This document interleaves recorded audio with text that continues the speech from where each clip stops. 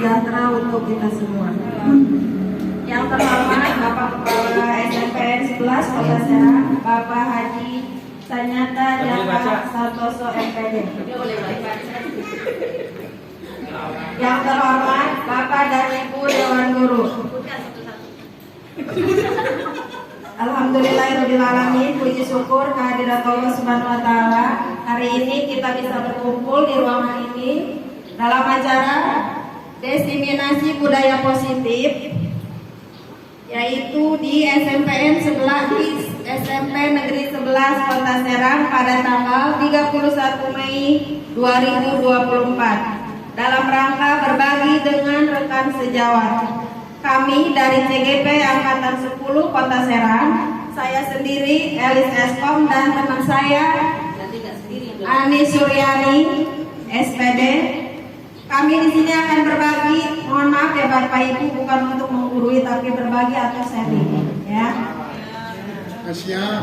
Baik Bapak Ibu, izinkan saya menyampaikan susunan acara pada siang hari ini. Yang pertama pembukaan, yang kedua sambutan dari Bapak Kepala Sekolah SMP Negeri 11 Kota Serang, yang ketiga kegiatan inti atau penyampaian materi, dan yang terakhir penutup atau doa.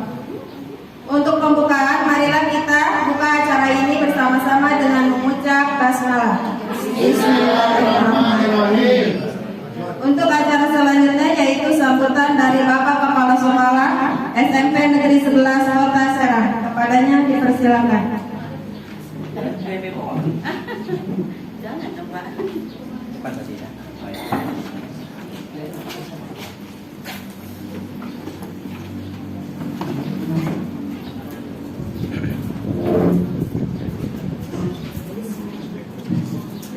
Assalamualaikum warahmatullahi wabarakatuh. Waalaikumsalam warahmatullahi wabarakatuh. Alhamdulillahirrahmanirrahim. Bapak Ibu yang kami hormati, pada sesi yang kedua ini kita ikuti kegiatan diseminasi tentang budaya positif yang disampaikan oleh rekan-rekan kita yang kebetulan sudah mengikuti iklan calon guru penggerak, dan kita bisa mendengarkan, mengikuti kegiatan ini dengan seksama, dan ini juga menjadi bagian dari kita untuk sama-sama belajar. Karena sekolah kita juga punya kewajiban, pembeli kita juga punya kewajiban untuk menyampaikan tentang budaya positif. Alhamdulillah sekarang sudah diwakili oleh rekan-rekan dari CGP. Jadi mudah-mudahan ini bisa menambah wawasan kita. Nanti mungkin pertemuan berikutnya kita tinggal melakukan kegiatan workshopnya, jadi selesai sampai dalam bentuk produk, gitu kan. Kalau sekarang mungkin pengantar atau teorinya dari teman-teman dari CGP, nanti pertemuan berikutnya sudah kita bisa praktekkan dalam bentuk workshop. Kegiatan ini bisa berjalan dengan lancar. Terima kasih untuk Bu Ali, Bu Elis yang sudah berkenan membagi hasil diklatnya kepada kita semuanya dalam bentuk diseminasi tentang budaya positif. Terima kasih. Assalamualaikum warahmatullahi wabarakatuh.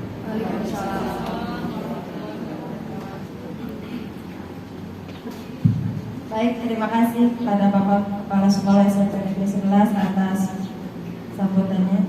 Selanjutnya yaitu kegiatan inti atau penyampaian materi. Untuk materi pertama, sesi pertama akan disampaikan oleh Bu Ani Suryani SPD.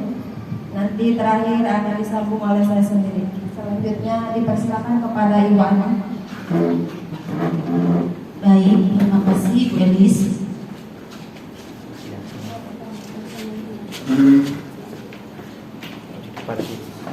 Bapak Ibu punten, nanti saya sambil jalan ke mana enaknya ya Bapak Ibu. Baik, assalamualaikum warahmatullahi wabarakatuh. Terima kasih kepada Bapak Kepala Sekolah, Bapak Ibu sekalian yang sudah berkenan hadir di ruangan ini untuk menghadiri diseminasi saya dengan Bu Elis. Diseminasi kali ini berjudul tentang budaya positif. Seperti yang tadi telah disampaikan sama Bu Elis, mohon maaf kami di depan ini bukan berarti kami lebih pintar, tapi lebih hebat, tidak ya Bapak Ibu. Bukan maksud kami juga menggurui Bapak Ibu, tidak. Tapi kita di sini sharing saja apa yang sudah kami dapatkan di pendidikan guru penggerak. Baik, lanjut Bu Elis. Nah, sebelum ke materi, saya minta Bapak Ibu untuk mengepalkan tangannya. Silakan tangannya dikepalkan. Kepalkan ya, boleh yang kanan, boleh yang kiri.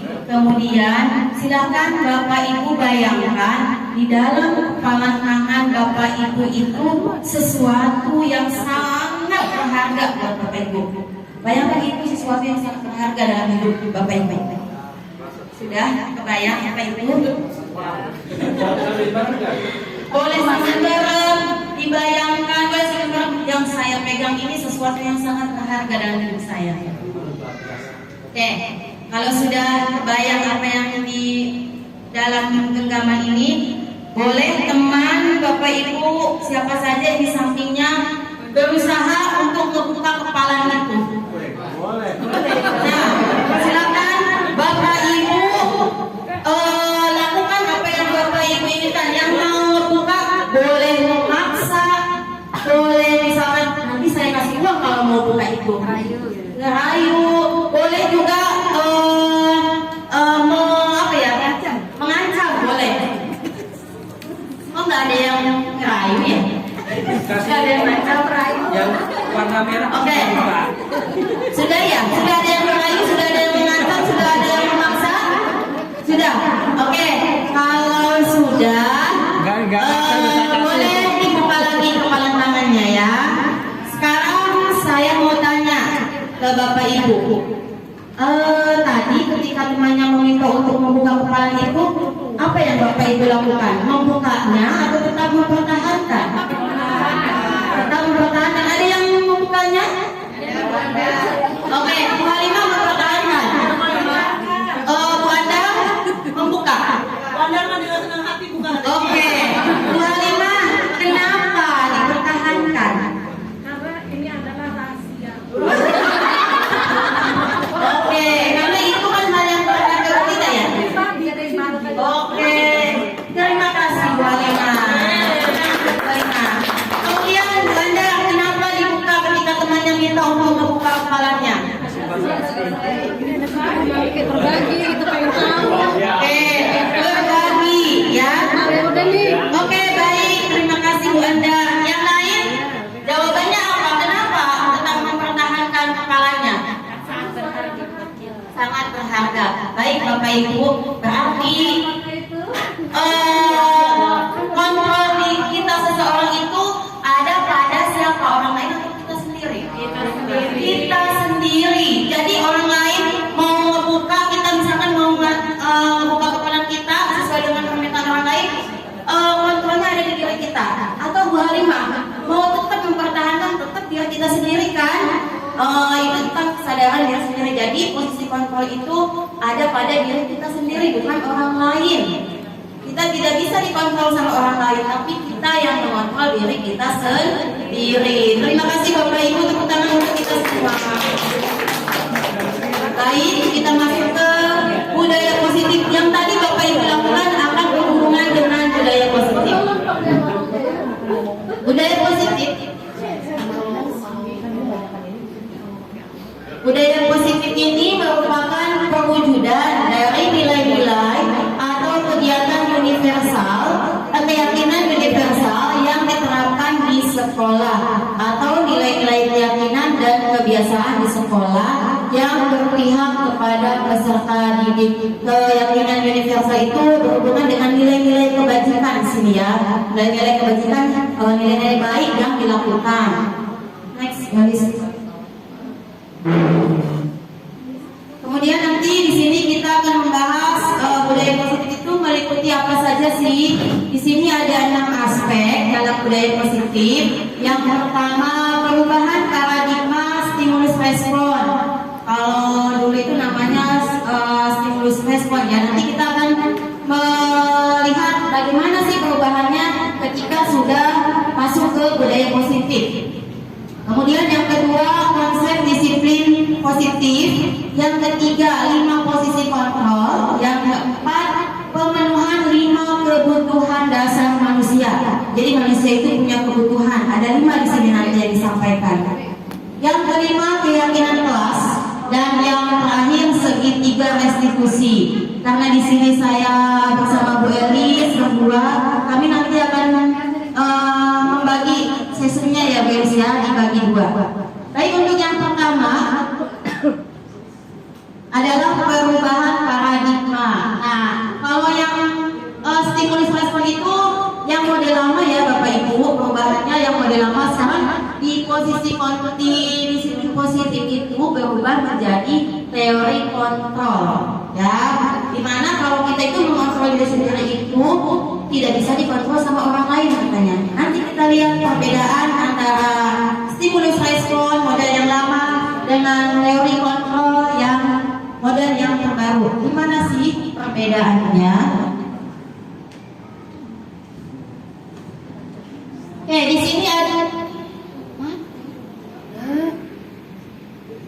sini ada perbedaan paradigma, di mana dari stimulus respon menjadi teori kontrol tentang dunia. Ini perbedaannya tentang memandang dunia ya Bapak Ibu. Kalau di stimulus respon itu bahwa kebutuhan kita itu sama, dianggapnya sama. Semua manusia itu memiliki kebutuhan yang sama, ya. Sementara di posisi teori kontrol itu kebutuhan kita itu berbeda. Di sini misalkan ada siswa misalkan berbuat kesalahan. Semua orang yang berbuat kesalahan atau melakukan sesuatu itu berarti berdasarkan kebutuhannya. Jadi kalau sekarang itu kalau ada anak melakukan kesalahan, kita cek dulu dia itu punya suatu kebutuhan yang harus dia penuhi. Jadi kalau di posisi kontrol itu kebutuhan manusia itu berbeda, tidak sama. Kalau di stimulus respon itu dianggapnya orang yang melakukan kesalahan pasti dia punya kebutuhan yang sama. Tapi di teori kontrol itu berbeda. Dilihat sebab akibatnya apa nih anak melakukan hal seperti itu. Yang kedua, bahwa di sini semua orang melihat hal yang sama. Jadi misalkan kalau kata Bu Elis, laptop ini yang paling bagus. Kalau menurut stimulus respon, semua orang beranggapan laptop merek ini bagus, tapi teori kontrol itu berbeda. Ya, pendapat setiap orang itu memiliki gambaran yang berbeda. Oh tidak, kalau menurut Pak Indro, yang bagus itu punya saya gitu misalkan ya Bapak. Kemudian yang ketiga, untuk mencoba jangan digoyang-goyang guys.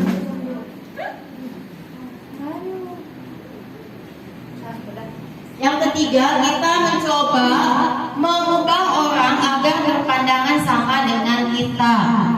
Kita bisa merubah orang, misalkan kalau stimulus respon itu kita bisa merubah pandangan orang. Tetapi di teori kontrol itu kita berusaha memahami pandangan orang lain tentang dunia.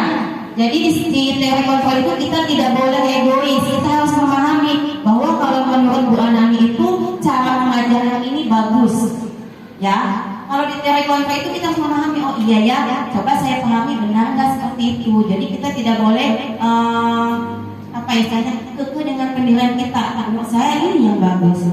Itu kalau di stimulus respon. Tapi kalau di teori kontrol kita harus berusaha memahami. Coba saya pahami benar nggak sih? Jadi kita harus saling ya, istilahnya berkolaborasi untuk menghasilkan yang terbaik.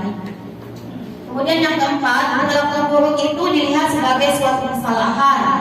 Itu di stimulus respon. Sedangkan di teori kontrol bahwa semua perilaku memiliki tujuan. Seperti tadi yang sudah saya jelaskan, misalkan ada anak yang terlambat sekolah, anggap aja kita selalu kalau stimulus respon itu salah. Ada anak yang misalkan ribut di kelas, kalau di stimulus respon itu salah. Itu selalu menganggap seseorang melakukan kesalahan itu, seseorang yang melakukan keburukan itu selalu menyalahkan. Sementara di disiplin positif itu di teori kontrol, semua yang dilakukan itu pasti memiliki tujuan dan alasan. Kita harus lebih bijaksana nih sepertinya kalau di teori kontrol ya Bapak Ibu. Kemudian orang lain bisa mengontrol saya kalau di stimulus respon, sementara di teori kontrol hanya Anda yang bisa mengontrol diri Anda seperti tadi yang sudah kita praktekkan. nggak mau kan dipaksa sama orang, misalkan ya, walaupun orang itu memaksa, tapi kalau kata saya nggak bisa, ya nggak bisa, karena yang bisa mengontrol diri kita sendiri adalah diri kita sendiri, bukan orang lain. Selanjutnya, saya bisa mengontrol orang lain kalau di stimulus respon. Sementara di teori kontrol, Anda tidak bisa mengontrol orang lain. Misalkan Bu Anani, kalau menurut Bu Anani, Bu Aap itu di stimulus respon, Bu Aap bisa mengontrol saya. Sedangkan di teori kontrol, Bu Aap itu tidak bisa mengontrol saya. Yang hanya bisa mengontrol saya dan diri saya sendiri, gitu ya. Kemudian yang selanjutnya, pemaksaan ada pada saat rujukan gagal. Jadi kalau misalkan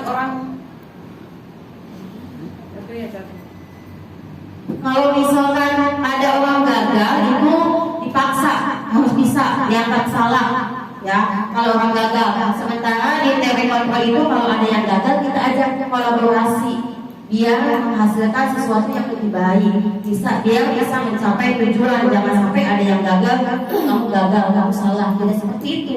Tapi kita ajak kolaborasi supaya yang gagal itu bisa mencapai apa yang dia inginkan. Kalau di teori kontrol. Yang terakhir, model berpikir menang atau kalah itu ada di stimulus respon. Sedangkan di teori kontrol, model berpikirnya menang. Jadi kalau misalkan di contohnya, kalau di stimulus respon itu saya menang, berarti itu ada yang kalah, itu kalah, ya. Ada yang menang kalah. Tapi kalau di teori kontrol kita sama-sama menang, tidak ada yang kalah. Seperti itu. Jadi di teori kontrol itu kita lebih bijaksana dalam memandang sesuatu, tidak langsung menyalahkan seseorang. Next, please.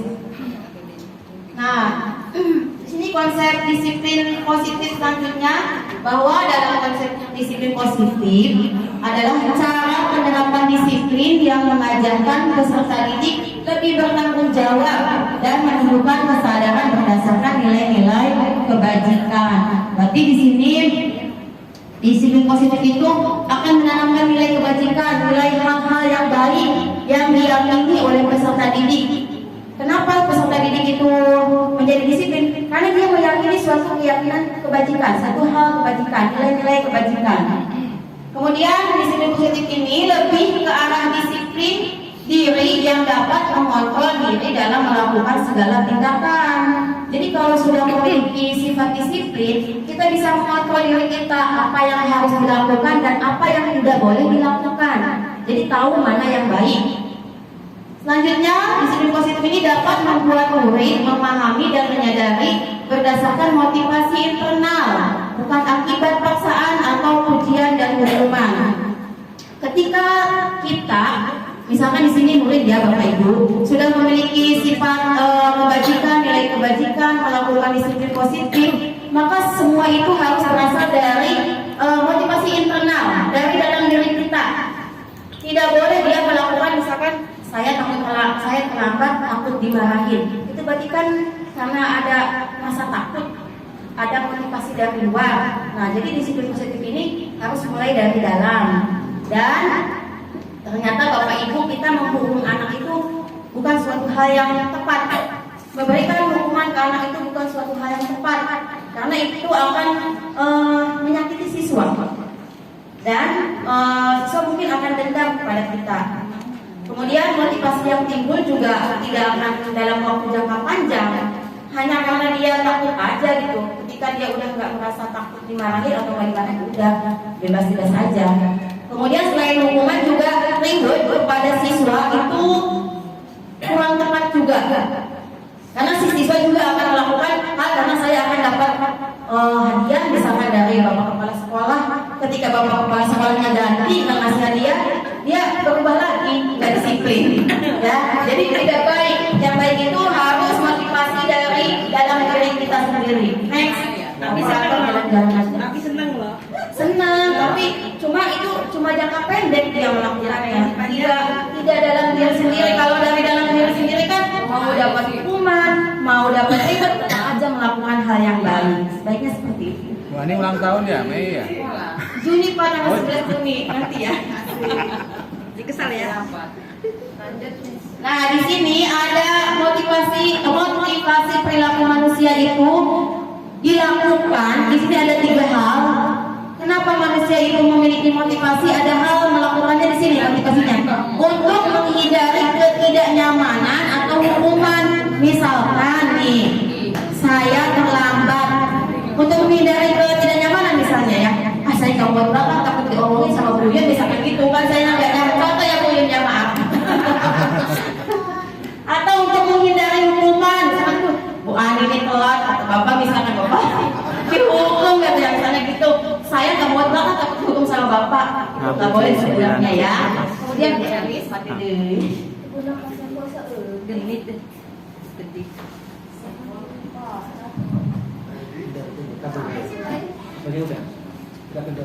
Itu sentuhan kan? Stop. Saya mau lewat. Boleh apa ini?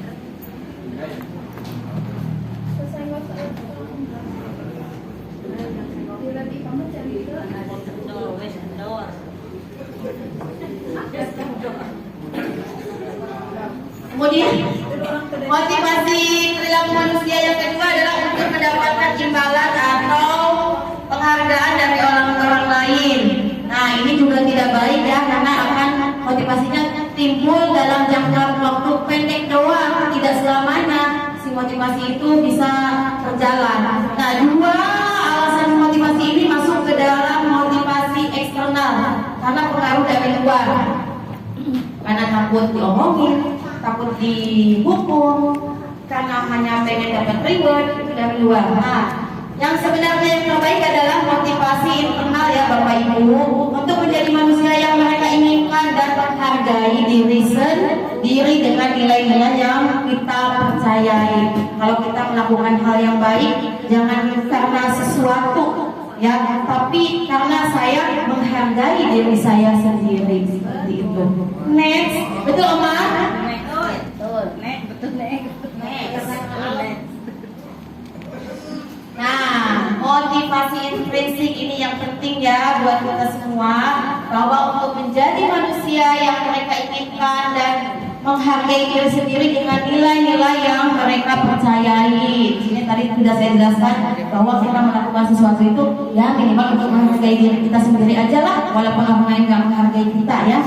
Kemudian untuk menghindari hukuman dan pemberian penghargaan berlebihan supaya meminimalisir motivasi eksternal dalam diri peserta didik. Jadi peserta didik itu kalau sudah memiliki motivasi internal intrinsik, dia tidak mengharapkan lagi itu namanya imbalan-imbalan seperti itu. Next.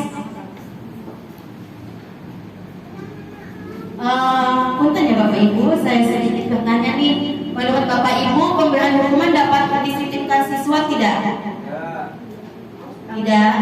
Ada yang jawab bisa? Bisa, tapi disiplinnya hanya jangka waktu pendek, nanti diulang lagi. Ya, karena bukan dari diri sendiri kesadarannya, karena dia hanya takut hukuman. Yang kedua, pemberian hadiah bisa meningkatkan prestasi siswa? Bisa, oke. Ketiga, guru harus mampu memberikan solusi untuk setiap siswa yang bermasalah. Setuju tidak? Setuju. Yang keempat, guru berperan sebagai teman bagi siswa. Setuju? Setuju. Oke. Next, please. Setuju aja. Baik. Kita sebagai guru, Bapak Ibu sudah mengetahui apa aja sih posisi kontrol kita sebagai guru? Belum. Ada di depan ya, kita baca sama-sama ya. Oke. Yang pertama, posisi penghukum.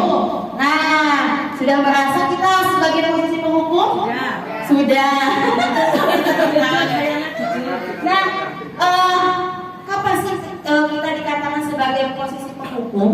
Itu ketika biasanya posisi penghukum itu nada suaranya tinggi. Terus nunjuk-nunjuk kayak gitu. Terus ngomongnya nih, kamu lagi ini yang salah. Kamu lagi telat lagi. Gitu, itu namanya penghukum. Ya, itu tapi ya Bapak Ibu, posisi kontrol penghukum ini bisa menyakiti siswa. Biasanya kan penghukum ini bisa hukumannya tuh bisa berupa fisik atau verbal, ya kan? atau apa ya, gestur tubuh kita juga bisa kelihatan nih kalau yang menghukum jalannya juga beda ya. Kalau mau menghukum tuh anaknya juga udah takut duluan, wah saya mau dihukum nih kan. Gimana jalan? Nah, nggak usah dipraktekin. Jadi si penghukum ini biasanya matanya melotot gitu kan, menghardik siswa. Nah itu posisi kita sebagai penghukum. Yang kedua sebagai langsung kedua. Buatnya di atas, Miss. Nah saya yang membuat bahasa bersalah dulu ya Bapak Ibu ya, nggak apa-apa ngacak juga. Nanti lima-limanya saya sampaikan. Pembuat merasa bersalah, ya kita pernah nggak nyuruh anak begini, si anak itu dia merasa bersalah. Gimana nanti kalau orang tua kamu tahu kamu habis kalau makan sekolah, nanti si anak itu merasa bersalah, ya saya salah, gitu kan? Nah itu membuat merasa bersalah. Jadi si anak merasa bersalah tentang dengan apa yang telah dia lakukan. Biasanya nih kalau kita sebagai posisi pembuat merasa bersalah, ngomongnya lembut tapi nyelekit gitu ke anak ya, itu membuat merasa bersalah. Kemudian tapi kita sambil merangkul si anak, saya juga pernah seperti itu. Dia malah sering Ini oh tidak bu, nanti ibu dimarahin di sekolah. ya nanti dimarahin di sekolah lu kamu itu itu ya, itu pembuat merasa bersalah. Dia anaknya merasa bersalah. Oh iya ya, saya jadi merasa bersalah sama Miss Ani jadi dihukum sama bapak kepala sekolah gara-gara saya. Itu posisi sebagai pembuat merasa bersalah.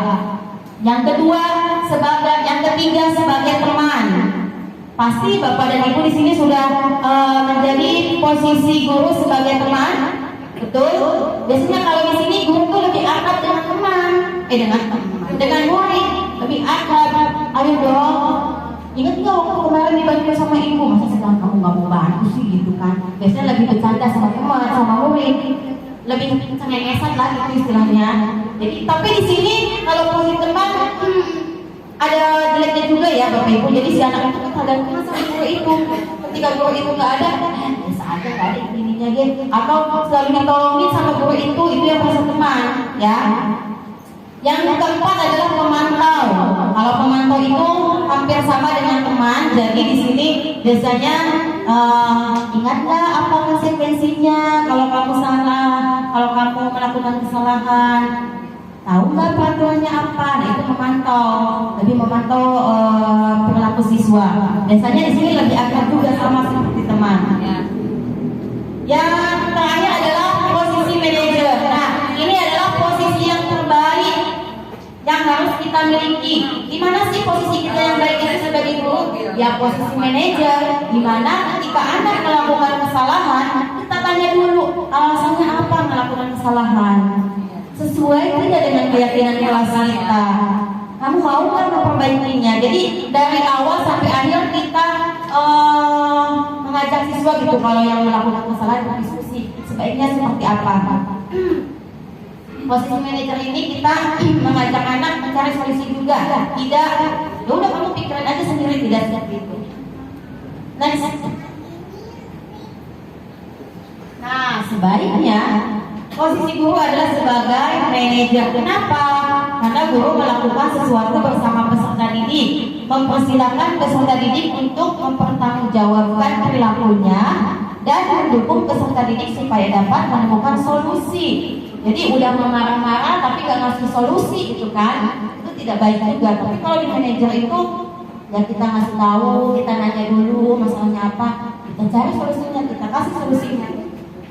Kemudian posisi manajer mengacu pada restitusi yang dapat menjadikan peserta didik sebagai manajer bagi dirinya sehingga tercipta identitas positif pada diri peserta didik. Nanti untuk restitusi akan dijelaskan ya nanti sama teman saya yang di depan.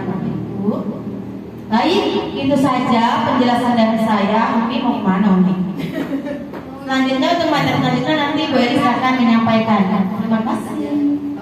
Bapak Ibu kasih tepuk tangan buat kita nih. Terima kasih. Bagaimana Bapak Ibu udah menambah wawasan tentang disiplin positif? Sudah menambah?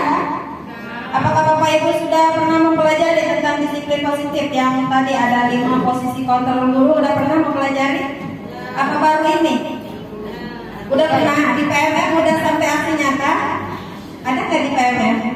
Ada. Oke, terima kasih Miss Ani. Kita lanjut ya Bapak Ibu.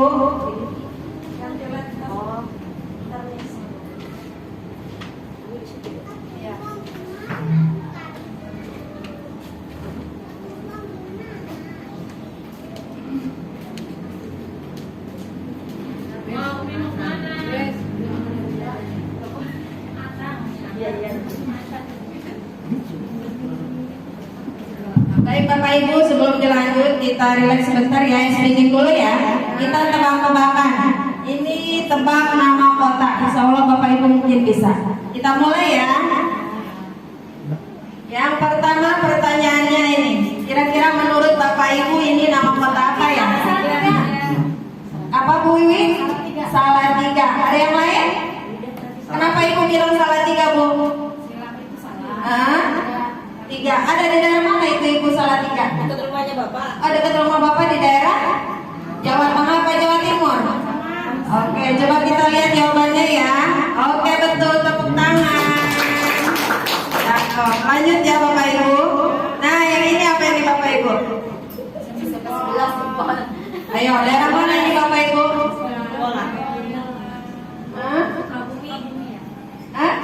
Sukabumi, betul. Kenapa dibilang Sukabumi?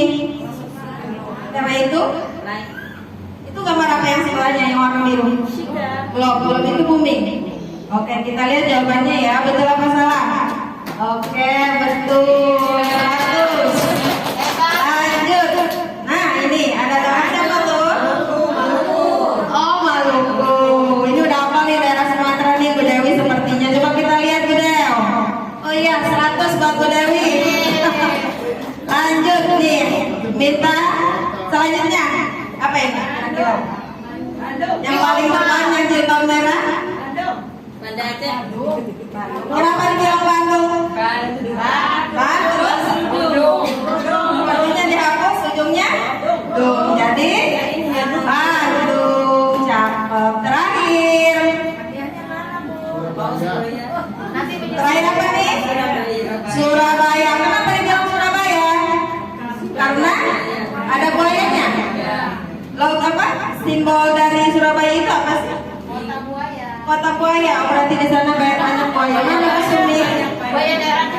Berarti di Surabaya banyak buaya. Baik, coba kita cek ya. Betul. Surabaya apa Surabaya Bu? Surabaya. Baik. Nah, terakhir. Terima kasih Bapak Ibu. Tapi mohon maaf tidak dapat hadiah. Karena hadiah apa tadi, Miss? Kalau hadiah? Tidak boleh motivasi itu tidak boleh dari motivasi eksternal, tapi dari internal ya Bapak Ibu. Semua itu jangan hanya karena hadiah, karena harga itu kita sendiri ya. Tapi kalau dikasih mau. Tapi kalau dikasih mau kok. Ya Bapak Ibu, tidak selalu dengan hadiah ya Bapak Ibu. Oke Bapak Ibu, itu tadi ice breaking hanya untuk mengingatkan. Kita juga di kelas suka seperti itu ya Bapak Ibu ya, supaya belajar lebih apa ya, lebih menyenangkan lah. Sebetulnya ice breaking itu tidak mesti menggunakan aplikasi, bisa juga dengan spidol atau pensil apa yang kita pegang ketika di kelas. Yang penting suasana belajar itu mencair, tidak kaku ya Bapak Ibu ya. Baik, sekarang saya akan menjelaskan tentang kebutuhan dasar manusia. Kita sebagai manusia mempunyai kebutuhan dasar. Kira-kira ada berapa itu Bapak Ibu? Ada berapa? 5 apa 6? 5. Kira-kira mana yang paling penting? Apakah semuanya penting?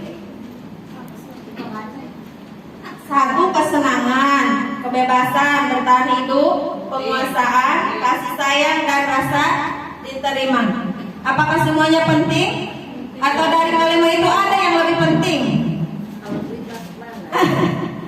Oke, kita bahas satu-satu. Kasih sayang kita penting nggak?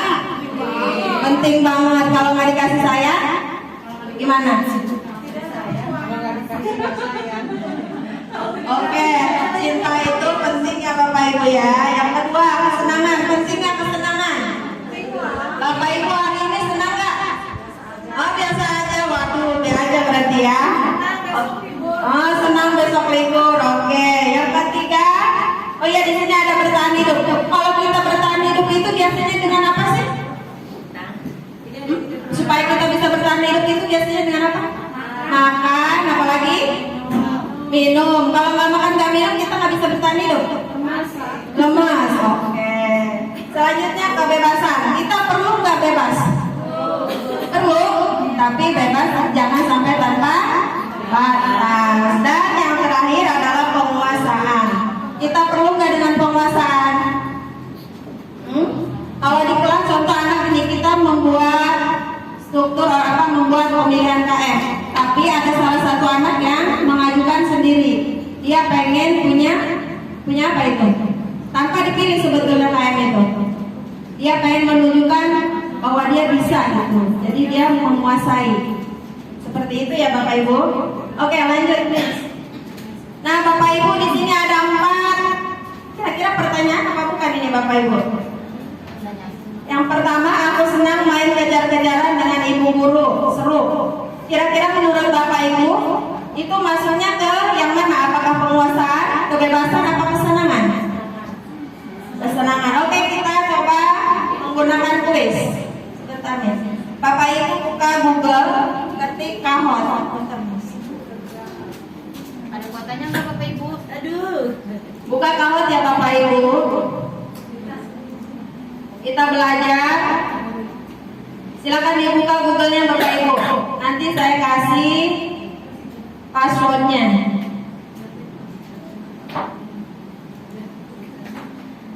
Kita Bapak Ibu udah dibuka? Buka, ketik kahot. Iya, ketik kahot. Double O ya. Kahot apa kahot? Kahot.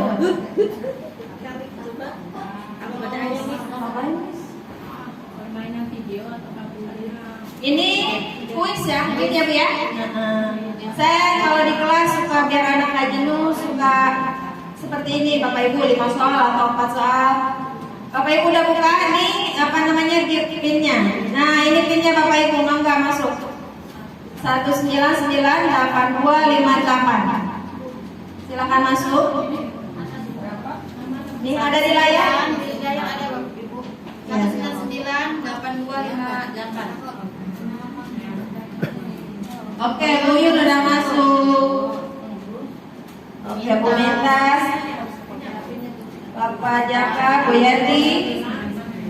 Siapa? Pakai nama asli ya. Bu asli. Oh, gambarnya jelek Bu Rani. Bisa diganti gambarnya Bu. Ada tanda pensil di situ. Buka Google Bu. Setelah itu ketik kahot. Namanya nama sendiri? Iya, nama tetangga. Nama tetangga nama keluar.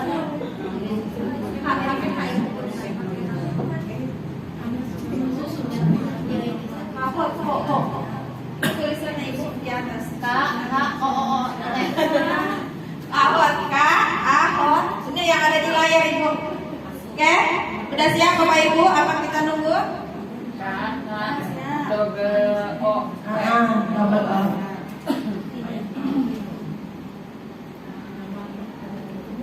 Oke, kita mulai ya Bapak Ibu. Kita klik start miss. Oke Bapak Ibu, nanti di HP-nya tinggal mencet warna. Soalnya ada di layar Bapak Ibu, diperhatikan ya. Nah, kalau di HP hanya muncul warna. Kalau di laptop ya. Oke, silakan.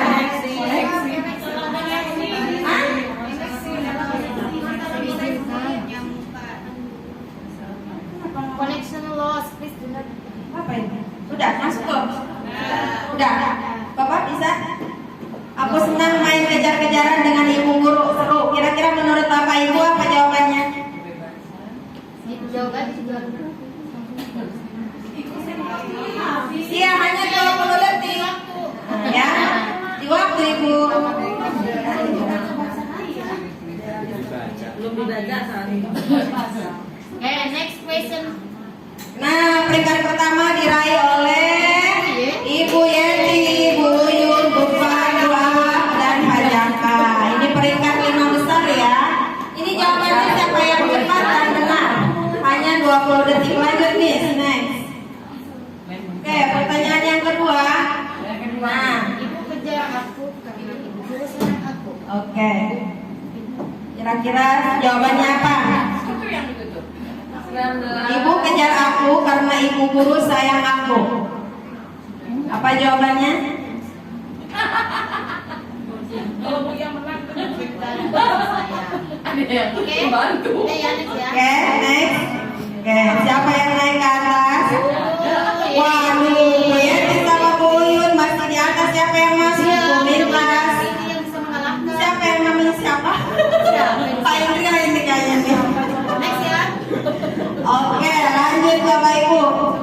Siapa itu? Nah, Diklik. klik warnanya Ibu. Lanjut. Ya, aku hebat kan, bisa bikin ibu guru kejar aku. Ini kayak anak TK gitu ya.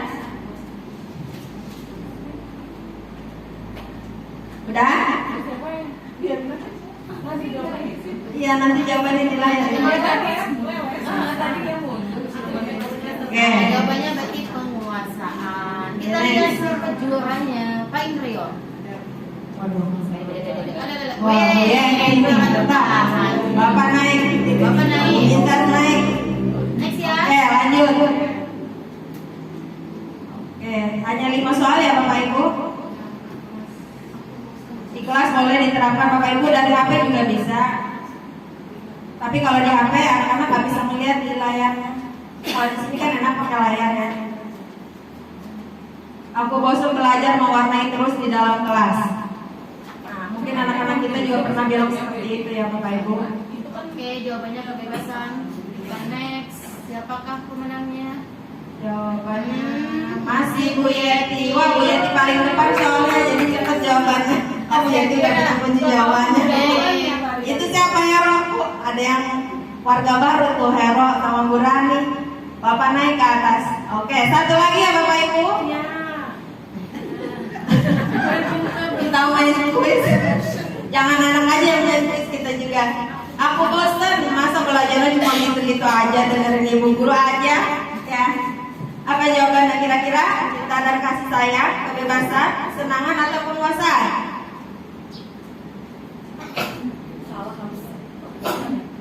Udah lama salah lagi. Udah lama salah lagi. Oke ya, next ya. Oke. Oh, ini langsung ke peringkat 3 besar. Siapakah yang peringkat 3 besar? Nomor 3 itu Hero. Yang kedua Bu Rani, yang pertama diraih oleh Sri Asih. Oh, jadi 3 besarnya Bu Yeti, yang keempat runner up-nya, dan yang kelima Bapak. Terima kasih Bapak Ibu, tepuk tangan. Itu hanya apa ya, selingan ya Bapak Ibu. Hanya selingan doang.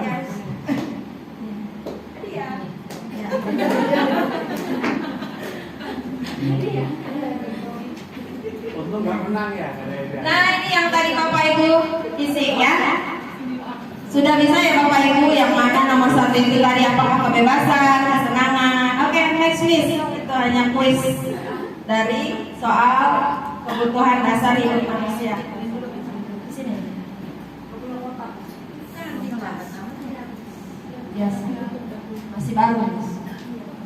Oke Bapak Ibu, sekarang kita membahas tentang keyakinan kelas. Mengapa keyakinan kelas bukan peraturan kelas? Ada yang bisa menjawab apa itu bedanya keyakinan kelas dengan peraturan kelas? Bu Mintas boleh. Mangga Ibu.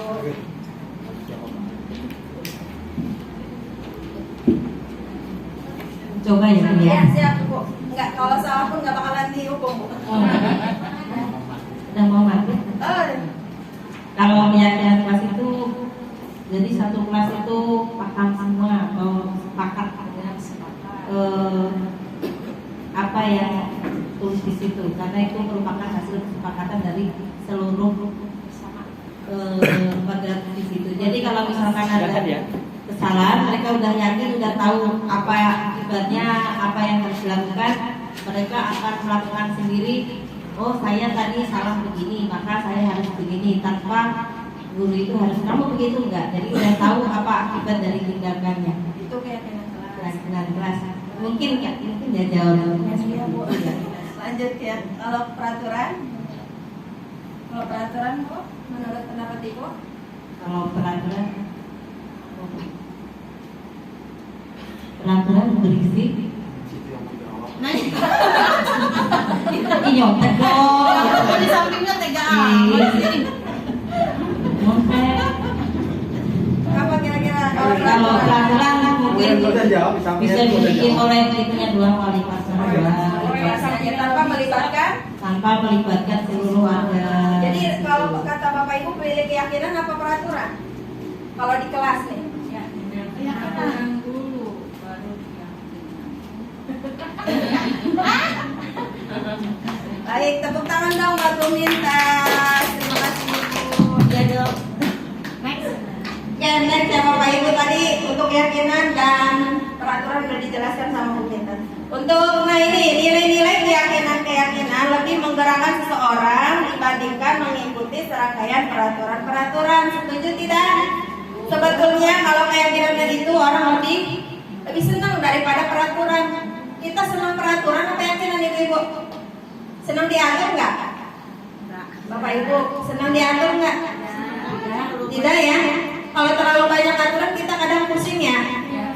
Apalagi kalau yang bikin peraturannya tidak menepati aturan. Contoh, kalau pakai helm, kalau kita mau pakai motor, pakai helm itu peraturan apa keyakinan?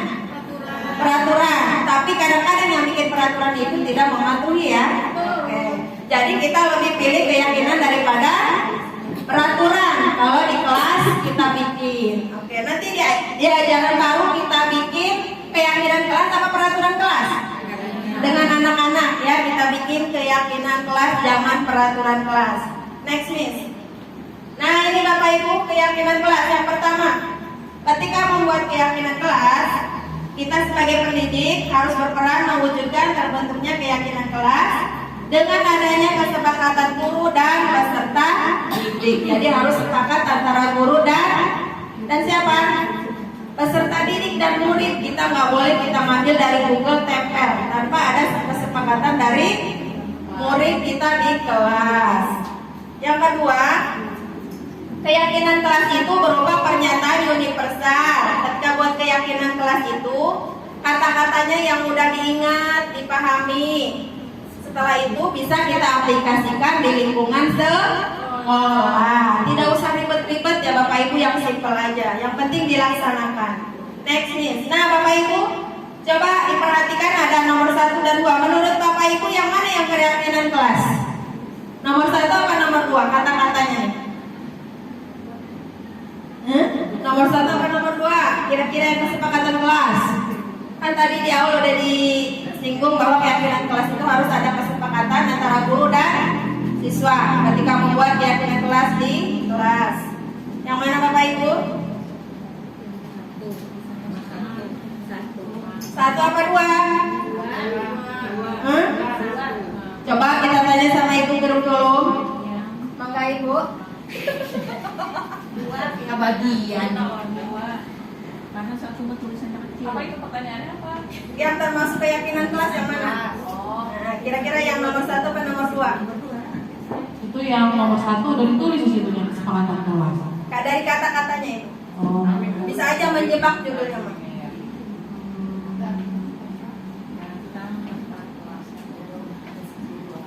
Yang keyakinan. Sebetulnya dua-duanya itu mengandung keyakinan kelas. Tapi yang Tapi lebih yang lebih tepat itu nomor 2. Oke, cakep, tepuk tangan. Karena apa Ibu alasannya?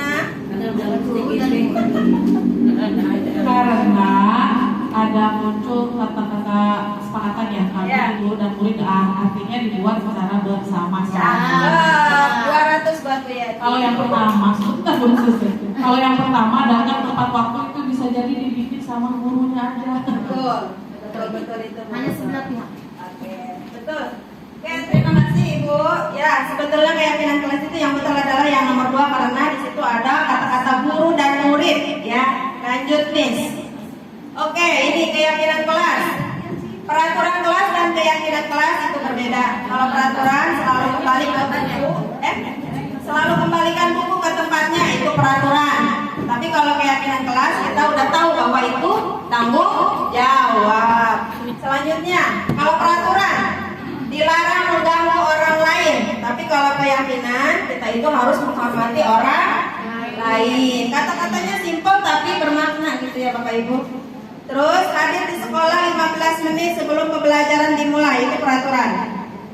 Tapi kalau keyakinan menghormati orang lain dan berkomitmen. Karena kalau kita terlambat itu mengganggu orang lain ketika belajar di kelas. Selanjutnya dilarang melakukan kekerasan, itu peraturan. Kalau keyakinan, keselamatan, menghormati orang lain. Selanjutnya dilarang menggunakan narkoba, itu peraturan apa keyakinan? Peraturan. Kalau keyakinan, karena kalau menggunakan narkoba itu tidak menjaga kesehatan. Selanjutnya peraturan bergantian atau menunggu giliran. Tapi keyakinan kelas menghormati orang lain, bersabar, antri, nggak boleh nyerobot. Dan satu lagi peraturannya adalah jangan berlari di kelas atau koridor. Karena kalau keyakinan kelas kata-katanya adalah untuk keselamatan dan keamanan. Jadi kalau dilihat antara peraturan dan keyakinan itu apa Bapak Ibu bedanya? Kata-katanya lebih simpel ya kalau keyakinan dan lebih bermakna. Kita bilang aja tanggung jawab, tak perlu panjang-panjang. Oh iya, kita harus bertanggung jawab dalam hal apapun itu. Tapi kalau peraturan kata-katanya panjang, ya. Next miss. Oke Bapak Ibu, sekarang kita tahapan segitiga restitusi. Tadi udah disinggung sama Miss Ani ya. Bagian posisi kontrol guru itu yang menggunakan posisi segitiga restitusi bagian apa Bapak Ibu? Apakah penghukum, merasa bersalah, teman, pemantau, apa manajer? Manajer. Oke, Bapak Ibu, ketika Bapak Ibu menyelesaikan kasus di kelas, posisi Bapak Ibu sebagai guru, sebagai kontrol sebagai guru, ada 3 tahapan. Yang pertama, menstabilkan identitas. Yang kedua, memvalidasi tindakan yang salah. Yang ketiga, menanyakan keyakinan. Itu tahapan restitusi, ya. Nah ini Bapak Ibu, ada apa gambar apa ini ya? Piramida apa segitiga? Apa segi empat? Segitiga. Nah tahapan yang pertama, ketika menstabilkan identitas. Ketika anak punya kasus masalah, bahwa semua orang itu pernah bikin masalah ya Bapak Ibu ya. Jadi anak-anak itu jangan terlalu disalahkan. Dengerin dulu apa ini, kenapa dia bisa bikin kasus. Selanjutnya, validasi kebutuhannya. Kamu tentu punya alasan anak itu berbuat salah ya Bapak Ibu ya. Kita tanya dulu alasannya. Yang ketiga, menanyakan keyakinan. Kalau udah buat kesalahan, kita tanya keyakinan kelas mana yang dia langgar. Contohnya, dia berantem, berarti keyakinan apa gitu yang dilanggar sama dia di kelas? Kalau berantem, kita kan contohnya udah bikin nih keyakinan kelas di kelas. Tidak menghormati sesama teman kalau berantem ya, berarti. Oke. Jadi tahapan segitiga restitusi ini bagus Bapak Ibu untuk menyelesaikan kasus di kelas ketika ada anak kita. Jangan menggunakan yang penghukum. Karena ini ada tahapannya. Di sini nanti anak bisa menyelesaikan kasusnya sendiri, ada solusinya sendiri. Jadi merasa bertanggung jawab dengan apa yang dia lakukan. Next. Nah Bapak Ibu, ini tahapannya. Nomor 1. Guru berkata ketika anak dipanggil sama kita, berbuat salah itu hal manusiawi ya. Nah, jangan terlalu dipikirkan, oh iya saya merasa bersalah gitu ya. Manusiawi, semua orang pasti pernah merasakan apa yang namanya berbuat salah. Yang kedua, jangan dijadikan beban, betul itu. Yang kedua, validasi kebutuhan.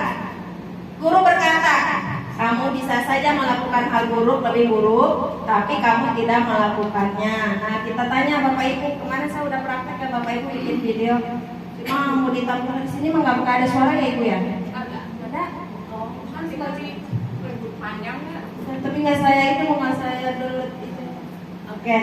Nah yang kedua ini ya Bapak Ibu, tahapan ketika menangani masalah itu validasi kebutuhan siswa.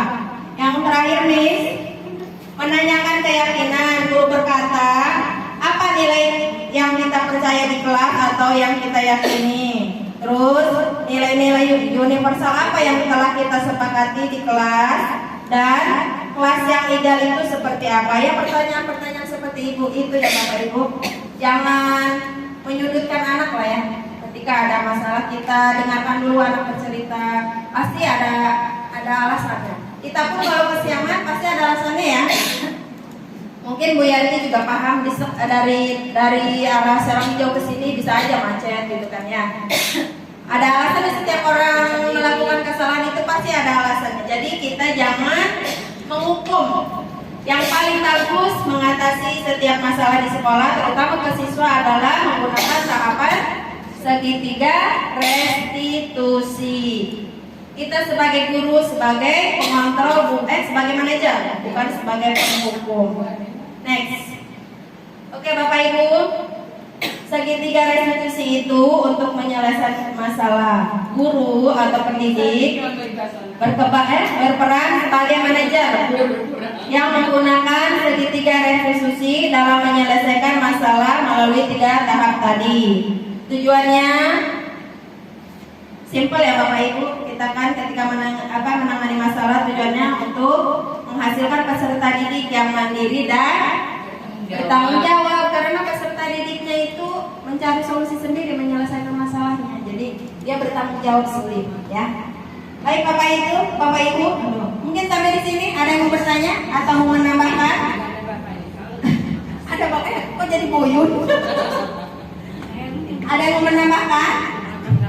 Kira-kira sampai di sini Bapak Ibu udah menambah wawasan tentang segitiga restitusi?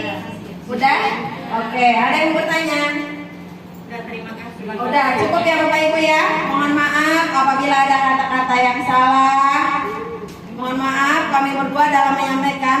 Ada kekurangan, bukan kelebihan, tapi kekurangan itu bagus Bapak Ibu. Karena dengan kekurangan kita akan selalu belajar. Kalau kita banyak kelebihan nanti nggak mau belajar, ya. Oke, baik Miss. Ya, semoga kedepannya kita bisa lebih bijaksana lagi dalam mengatasi masalah-masalah yang ada pada peserta didik kita. Semoga nanti kita setelah belajar ini kita menjadi seorang guru yang memposisikan kita sebagai manajer yang bisa menyelesaikan masalah itu dengan menggunakan segitiga restitusi. Ya, kalau tidak ada pertanyaan, tidak ada Ibu. Ya, kita tutup. Ada. Oh, Bu Haji senangnya ada orang terima kasih juga. Guru sedikitnya agak tegas. Contoh, anak sering kali kan alasannya ke WC ya. Nah, saya kadang-kadang mengatakan 2 menit, 3 menit. Supaya apa? Supaya anak kadang-kadang kan dimanfaatkan waktunya dia ke WC, ataunya malah kerja. Nah, itu masih bisa tidak dipakai dengan tipe seperti itu. Tipe segitiga restitusi. Ya, terima kasih. Ya, sedikit ya Bu Haji. Berarti kembali kita harus memahami kebutuhan siswa. Kebutuhan dasar manusia itu kan ada 5 ya. Tadi salah satunya adalah kesenangan, kebebasan, bertahan hidup, cinta dan kasih sayang. Kita harus dan penguasaan. Kita harus tahu, kita harus memahami kebutuhan si siswa ini sebenarnya apa. Jadi kita sebagai guru itu harus paham. Oh, mungkin anak ini lebih senang kali ya kalau misalkan belajar di luar, kalau sering keluar ya Bapak Ibu. Tidak selalu di kelas ya. Tidak selalu di kelas, mungkin boring di kelasnya. Kayak tadi kan, saya bosan belajar sama guru katanya gitu. Gurunya ngomong aja. Mungkin anak punya kebutuhan yang lain. Kita harus memahami apa kebutuhan peserta didik kita. Gaya belajar. Gaya belajarnya kita lebihkan, kita dalam kurikulum mereka itu harus berdiferensiasi, harus berpusat berpihak kepada peserta didik. Mungkin kita harus lebih bersabar aja kali ya Bapak Ibu dalam menghadapi perilaku siswa. Karena kan sikap siswa kita ini kan beribu-ribu karakter ya, beragam karakter. Jadi kita harus lebih paham aja bagaimana kita memposisikan diri kita sebagai manajer terhadap anak. Jadi mau menambahkan? Cukup. Terima kasih Bu Haji. Terima kasih Bu Haji. Ada lagi Bapak Ibu, Ibu-ibu? Ya, cukup. Baik, Bapak Ibu, kita akhiri kegiatan hari ini dengan mengucap hamdalah. Alhamdulillah. Kami berdua, saya sendiri Elisa Eskom dan saya Ibu Ani Suryani. Mohon pamit. Assalamualaikum